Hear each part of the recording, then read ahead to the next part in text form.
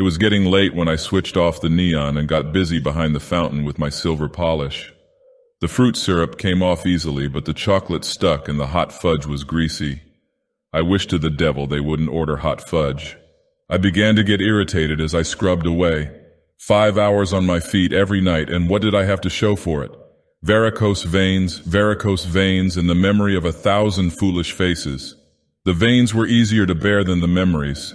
They were so depressing, those customers of mine. I knew them all by heart. In early evening, all I got was cokes.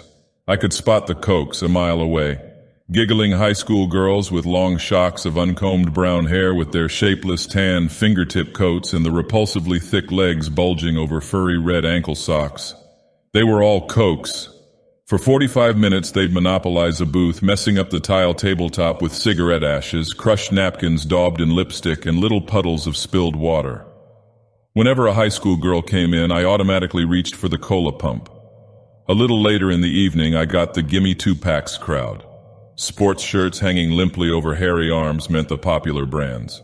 Blue work shirts with rolled sleeves disclosing tattooing meant the 2 for $1 cigarettes. Once in a while, I got a fat boy. He was always a cigar. If he wore glasses, he was a 10-center. If not, I merely had to indicate the box on the counter, 5 cents straight, mild Havana, all long filler. Oh, it was monotonous. The Notions family, who invariably departed with aspirin, X-Lax, candy bars, and a pint of ice cream.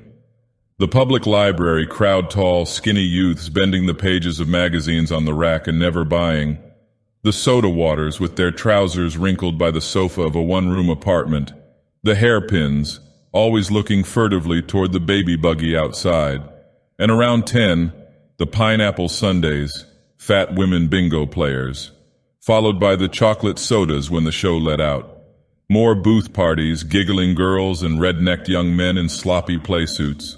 In and out all day long, the rushing telephones, the doddering old 3-cent stamps, the bachelor toothpastes and razor blades. I could spot them all at a glance. Night after night, they dragged up to the counter. I don't know why they even bothered to tell me what they wanted. One look was all I needed to anticipate their slightest wishes. I could have given them what they needed without their asking, or rather, I suppose I couldn't, because what most of them really needed was a good long drink of arsenic as far as I was concerned. Arsenic. Good Lord, how long had it been since I'd been called upon to fill out a prescription? None of these stupid idiots wanted drugs from a drugstore. Why had I bothered to study pharmacy? All I really needed was a 2-week course in pouring chocolate syrup over melting ice cream, and a month's study of how to set up cardboard figures in the window so as to emphasize their enormous busts. Well, he came in then. I heard the slow footsteps without bothering to look up. For amusement, I tried to guess before I glanced. A gimme 2-packs? A toothpaste? Well, the hell with him. I was closing up. The male footsteps had shuffled up to the counter before I raised my head. They halted timidly. I still refused to give any recognition of his presence. Then came a hesitant cough. That did it. I found myself staring at Casper Milk Toast and Nearly Rags, a middle-aged, thin little fellow with sandy hair and rimless glasses perched on a snub nose. The crease of his froggish mouth underlined the despair of his face.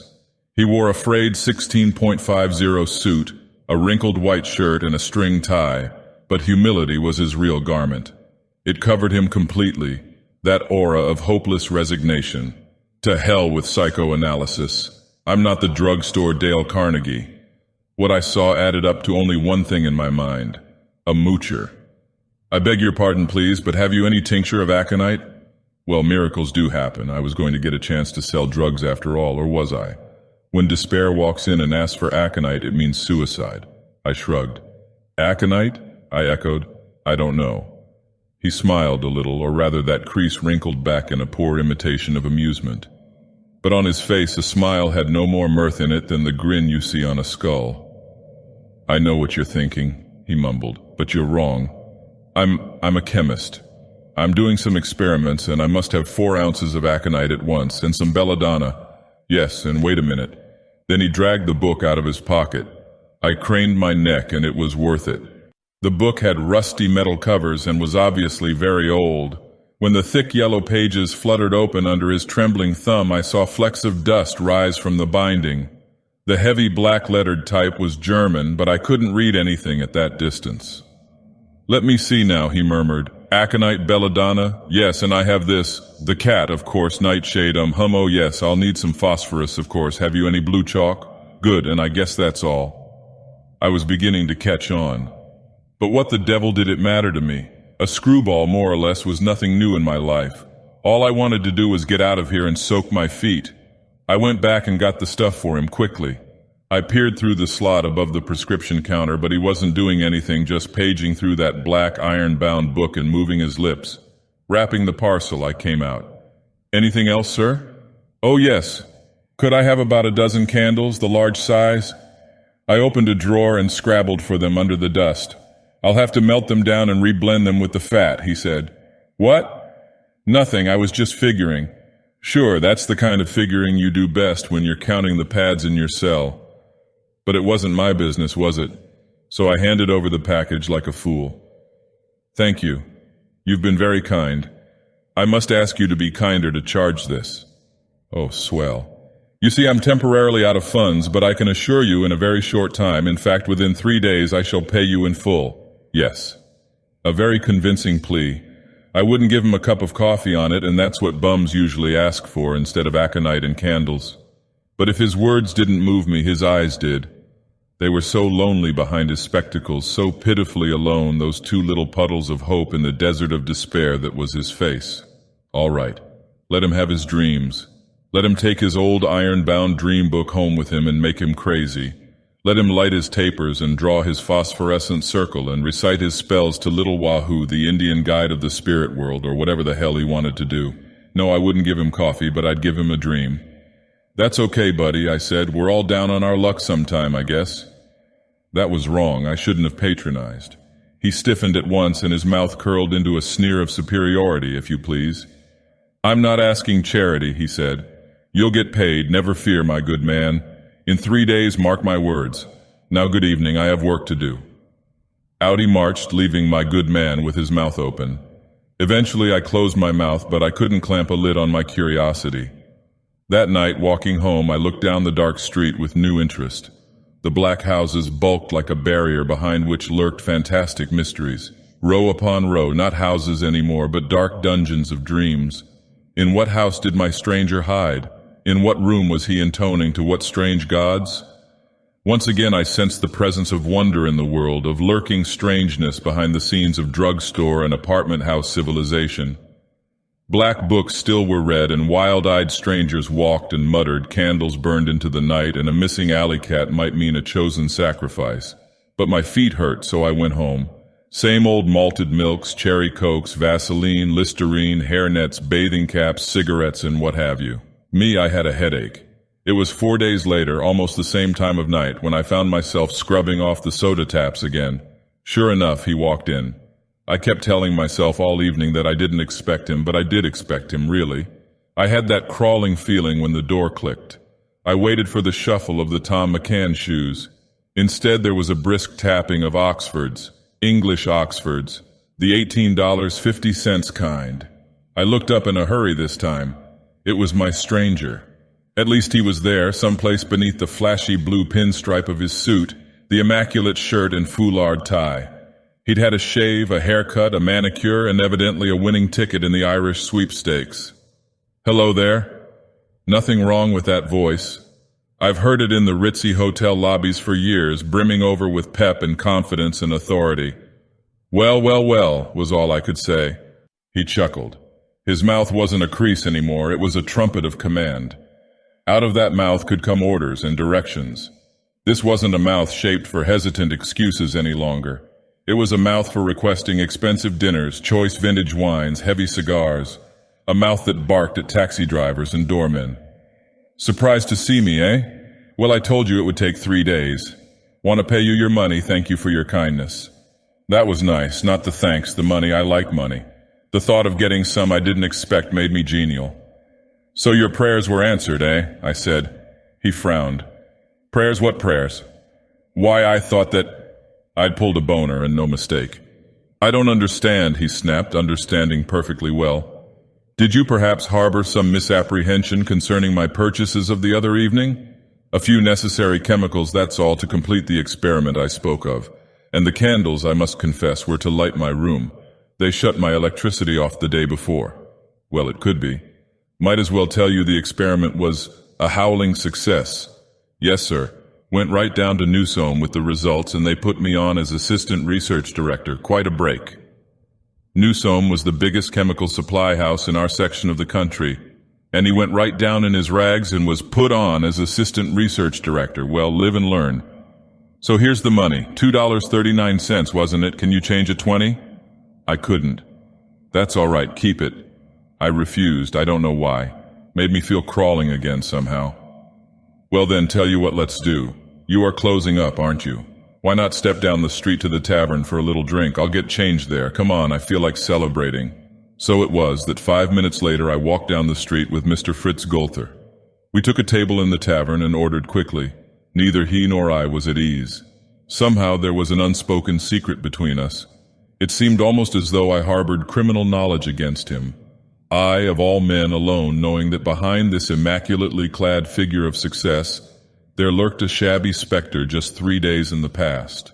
A specter that owed me $2.39. We drank quickly, both of us. The specter got a little fainter. We had another. I insisted on paying for the third round. It's a celebration, I argued. He laughed. Certainly is. And let me tell you, this is only the beginning. Only the beginning. From now on, I'm going to climb so fast it'll make your head swim. I'll be running that place within 6 months. Going to get a lot of new defense orders in from the government and expand. Wait a minute, I cautioned, reserve gone. You're way ahead of yourself. If I were in your shoes, I'd still be dazed with what happened to me in the past 3 days. Fritz Golther smiled. Oh, that? I expected that. Didn't I tell you so in the store? I've been working for over a year and I knew just what to expect. It was no surprise, I assure you. I had it all planned. I was willing to starve to carry out my necessary studies, and I did starve, might as well admit it. Sure. I was on my 4th drink now, over the barriers. When you came into the store, I said to myself, here's a guy who's been through hell. Truer words were never spoken, said Golther. I've been through hell all right, quite literally, but it's all over now, and I didn't get burned. Say, confidentially, what kind of magic did you use? Magic? Magic? I don't know anything about magic. Oh, yes you do, Golther, I said. What about that little black book with the iron covers you were mumbling around with in the store? German inorganic chemistry text, he snapped. Pretty old. Here, drink up and have another. I had another. Golther began to babble a bit. About his new clothes and his new apartment and the new car he was going to buy next week. About how he was going to have everything he wanted now. By God, he'd show the fools that laughed at him all these years. He'd pay back the nagging landladies and the cursing grocers and the sneering rats who told him he was soft in the head for studying the way he did. Then he got into the kindly stage. How'd you like a job at Newsom? He asked me. You're a good pharmacist, you know your chemistry. You're a nice enough fellow too, but you've got a terrible imagination. How about it? Be my secretary. Sure, that's it. Be my secretary. I'll put you on tomorrow. I'll drink on that, I declared. The prospect intoxicated me. The thought of escape from the damned store, escape from the coke faces, the ciggies' voices, very definitely intoxicated me. So did the next drink. I began to see something. We were sitting against the wall and the tavern lights were low. Couples around us were babbling in monotone that was akin to silence. We sat in shadow against the wall. Now I looked at my shadow, an ungainly, flickering caricature of myself hunched over the table. What a contrast it presented before his suddenly erect bulk. His shadow now, I saw it. He was sitting up straight across the table from me, but his shadow on the wall was standing. No more scotch for me, I said as the waiter came up, but I continued to stare at his shadow. He was sitting and the shadow was standing. It was a larger shadow than mine and a blacker shadow. For fun, I moved my hands up and down, making heads and faces in silhouette. He wasn't watching me, he was gesturing to the waiter. His shadow didn't gesture. It just stood there. I watched and stared and tried to look away. His hands moved, but the black outline stood poised and silent, hands dangling at the sides. And yet I saw the familiar shape of his head and nose, unmistakably his. Say, Golther, I said, your shadow here on the wall. I slurred my words, my eyes were blurred, but I felt his attitude pierce my consciousness below the alcohol. Fritz Golther rose to his feet and then shoved a dead white face against mine. He didn't look at his shadow. He looked at me, through me, at some horror behind my face, my thoughts, my brain. He looked at me and into some private hell of his own. "Shadow," he said, "there's nothing wrong with my shadow. You're mistaken, remember that, you're mistaken. And if you ever mention it again, I'll bash your skull in." Then Fritz Gulther got up and walked away. I watched him march across the room, moving swiftly but a little unsteadily. Behind him, moving very slowly and not a bit unsteadily, a tall black shadow followed him from the room. If you can build a better mousetrap than your neighbor, you're liable to put your foot in it. That's certainly what I had done with Gulther. Here I was, ready to accept his offer of a good job as his secretary, and I had to go and pull a drunken boner. I was still cursing myself for a fool 2 days later. Shadows that don't follow body movements, indeed. Who was that shadow I saw you with last night? That was no shadow, that was the scotch I was drinking. Oh, fine. So I stood in the drugstore and sprinkled my Sundays with curses as well as chopped nuts. I nearly knocked the pecans off the counter that second night when Fritz Gulther walked in again. He hurried up to the counter and flashed me a tired smile. "Got a minute to spare?" "Sure, wait till I serve these people in the booth." I dumped the sundaes and raced back. Gulther perched himself on a stool and took off his hat. He was sweating profusely. "Say, I want to apologize for the way I blew up the other night." "Why, that's all right, Mr. Gulther. I got a little too excited, that's all. Liquor and success went to my head. No hard feelings, I want you to understand that. It's just that I was nervous. You're ribbing me about my shadow. That stuff sounded too much like the way I was always kidded for sticking to my studies in my room. Landlady used to accuse me of all sorts of things. Claimed I dissected her cat, that I was burning incense, messing the floor up with chalk. Some damn fool college punks downstairs began to yap around that I was some kind of nut dabbling in witchcraft. I wasn't asking for his autobiography, remember? All this sounded a little hysterical. But then Gulther looked the part. His sweating, the way his mouth wobbled and twitched as he got this out of me. "But say, reason I stopped in was to see if you could fix me up a sedative. No bromo or aspirin. I've been taking plenty of that stuff ever since the other evening. My nerves are all shot. That job of mine down at Newsome takes it all out of me." "Wait a minute, I'll get something." I made for the back room. As I compounded, I sneaked a look at Gulther through the slot. All right, I'll be honest. It wasn't Gulther I wanted to look at, it was his shadow. When a customer sits at the counter stools, the store lights hit him so that his shadow is just a little black pool beneath his feet. Gulther's shadow was a complete silhouette of his body, in outline, a black deep shadow. I blinked, but that didn't help. Stranger still, the shadow seemed to be cast parallel with his body instead of at an angle from it. It grew out from his chest instead of his legs. I don't know refraction, the laws of light, all that technical stuff. All I know is that Fritz Gulther had a big black shadow sitting beside him on the floor, and that the sight of it sent cold shivers along my spine. I wasn't drunk. Neither was he. Neither was the shadow. All three of us existed. Now Gulther was putting his hat back on, but not the shadow. It just sat there, crouched. It was all wrong. The shadow was no denser at one spot than at another. It was evenly dark, and I noted this particularly. The outlines did not blur or fade. They were solid. I stared and stared. I saw a lot now I'd never noticed. The shadow wore no clothes. Of course, why should it put on a hat? It was naked, that shadow. But it belonged to Gulther. It wore spectacles. It was his shadow, all right, which suited me fine because I didn't want it. Fiddling around compounding that sedative, I got in several more peeks.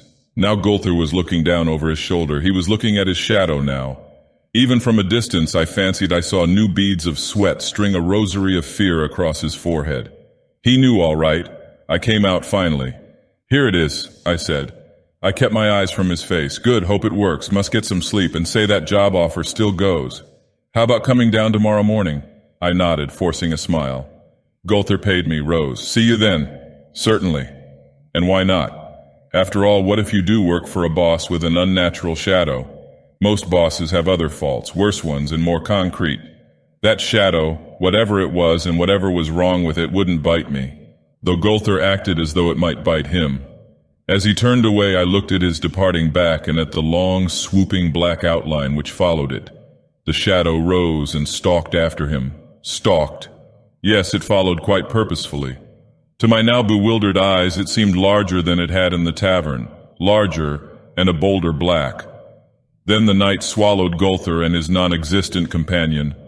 I went back to the rear of the store and swallowed the other half of the sedative I'd made up for that purpose. After seeing that shadow, I needed it as much as he did. The girl in the ornate outer office smiled prettily. "Go right in," she warbled. "He's expecting you." So it was true then. Gulther was assistant research director and I was to be his secretary. I floated in. In the morning sunshine, I forgot all about shadows. The inner office was elaborately furnished, a huge place with the elegant walnut paneling associated with business authority. There was a kidney desk set before closed Venetian blinds and a variety of comfortable leather armchairs. Fluorescent lighting gleamed pleasantly. But there was no Gulther. Probably on the other side of the little door at the back, talking to his chief. I sat down with the tight feeling of anticipation hugged somewhere within my stomach. I glanced around, taking in the room again. My gaze swept the glass-topped desk. It was bare, except in the corner where a small box of cigars rested. No, wait a minute, that wasn't a cigar box, it was metal. I'd seen it somewhere before, of course. It was Gulther's iron-bound book, German Inorganic Chemistry. Who was I to doubt his word, so naturally I just had to sneak a look before he came in. I opened the yellowed pages. De Vermis Mysterious. Mysteries of the Worm. This was no inorganic chemistry text, it was something entirely different. Something that told you how you could compound aconite and belladonna and draw circles of phosphorescent fire on the floor when the stars were right. Something that spoke of melting tallow candles and blending them with corpse fat, whispered of the uses to which animal sacrifice might be put. It spoke of meetings that could be arranged with various parties most people don't either care to meet or even believe in. The thick black letters crawled across the pages, and the detestable odor arising from the musty thing formed a background for the nastiness of the text.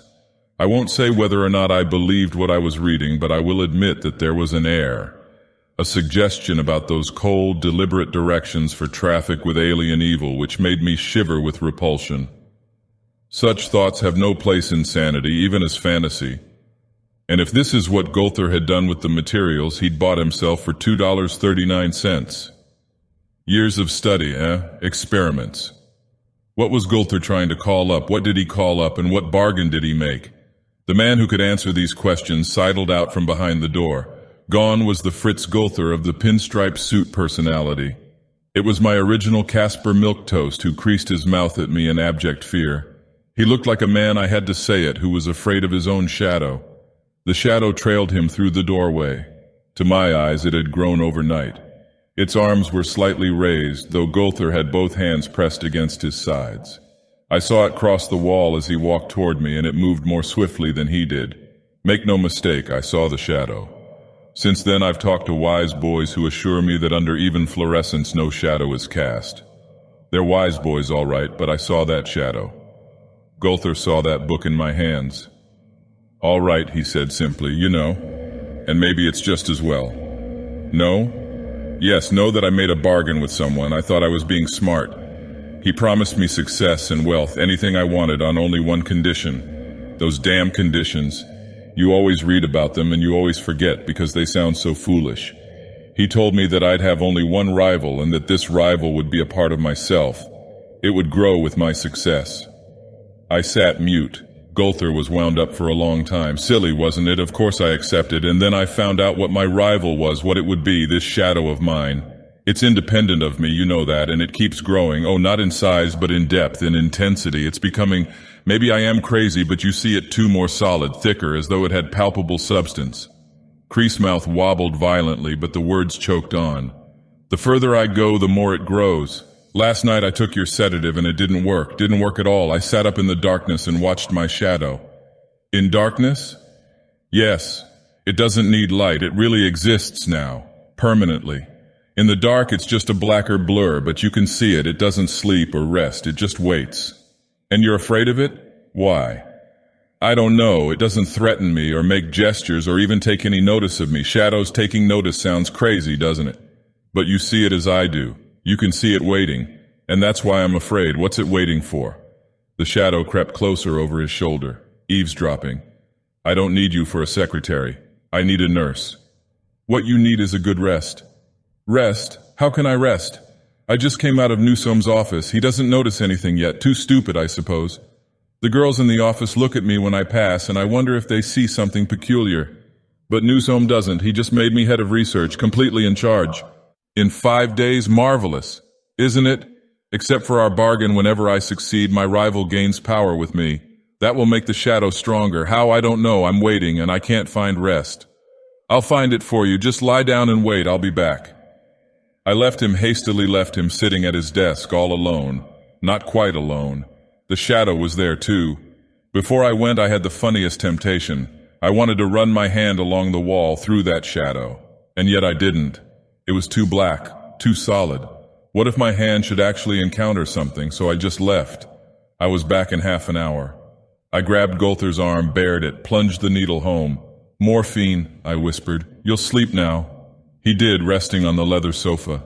I sat at his side, watching the shadow that didn't sleep. It stood there, towering above him unnaturally. I tried to ignore it, but it was a third party in the room. Once, when I turned my back, it moved.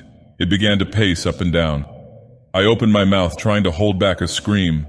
The phone buzzed. I answered mechanically, my eyes never leaving the black outline on the wall that swayed over Golther's recumbent form. "Yes? No, he's not in right now. This is Mr. Golther's secretary speaking. Your message? Yes, I'll tell him. I certainly will. Thank you." It had been a woman's voice, a deep, rich voice. Her message was to tell Mr. Golther she'd changed her mind. She'd be happy to meet him that evening at dinner. Another conquest for Fritz Golther. Conquest, 2 conquests in a row. That meant conquests for the shadow too. But how? I turned to the shadow on the wall and got a shock. It was lighter, grayer, thinner, wavering a little. What was wrong? I glanced down at Golther's sleeping face, then I got another shock. Golther's face was dark, not tanned, but dark, blackish, sooty, shadowy. Then I did scream a little. Golther awoke. I just pointed to his face and indicated the wall mirror. He almost fainted. "It's combining with me," he whispered. His skin was slate-colored. I turned my back because I couldn't look at him. "We must do something," he mumbled. "Fast. Perhaps if you were to use that book again, you could make another bargain." It was a fantastic idea, but it popped out. I faced Golther again and saw him smile. "That's it. If you could get the materials now, you know what I need. Go to the drugstore, but hurry up because—" I shook my head. Golther was nebulous, shimmery. I saw him through a mist. Then I heard him yell, "You damned fool, look at me. That's my shadow you're staring at." I ran out of the room, and in less than 10 minutes I was trying to fill a vial with belladonna with fingers that trembled like lumps of jelly. I must have looked like a fool carrying that armful of packages through the outer office. Candles, chalk, phosphorus, aconite, belladonna, and blame it on my hysteria. The dead body of an alley cat I decoyed behind the store. Certainly I felt like a fool when Fritz Golther met me at the door of his sanctum. "Come on in," he snapped. Yes, snapped. It took only a glance to convince me that Golther was himself again. Whatever the black change that frightened us so had been, he'd shook it off while I was gone. Once again the trumpet voice held authority. Once again the sneering smile replaced the apologetic crease in the mouth. Golther's skin was white, normal. His movements were brisk and no longer frightened. He didn't need any wild spells, or had he ever, really.